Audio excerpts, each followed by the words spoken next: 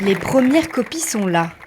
Après un long périple depuis Kinshasa, en passant par Beni et Goma, elles sont enfin distribuées à ces élèves en dernière année, sous surveillance armée.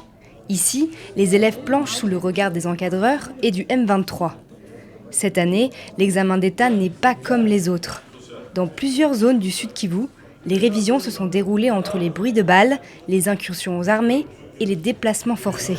Malgré les épreuves, les élèves s'accrochent. Quand même, ça s'est bien passé. On a préparé, on s'est bien préparé et on est sûr qu'on va réussir. Le ministère de l'Éducation nationale congolais a annoncé plus d'1 million de candidatures cette année. Pour ces jeunes, accéder aux études supérieures laisse entrevoir l'espoir d'un avenir meilleur, loin de la guerre. Alors le silence s'installe, place à la concentration. Aux abords des salles d'examen, l'inspecteur provincial se montre aux côtés du représentant de l'autorité rebelle. Face à une logistique complexe, en territoire occupé, tous deux souhaitent assurer le bon déroulement des épreuves. L'accent est mis sur la sécurité et l'accès à l'examen pour tous. Les enfants en déplacement, je crois que les dispositifs sont pris, c'est-à-dire ils ont été autorisés de passer les examens partout où ils se retrouveront. Donc ils n'ont pas aussi à s'inquiéter.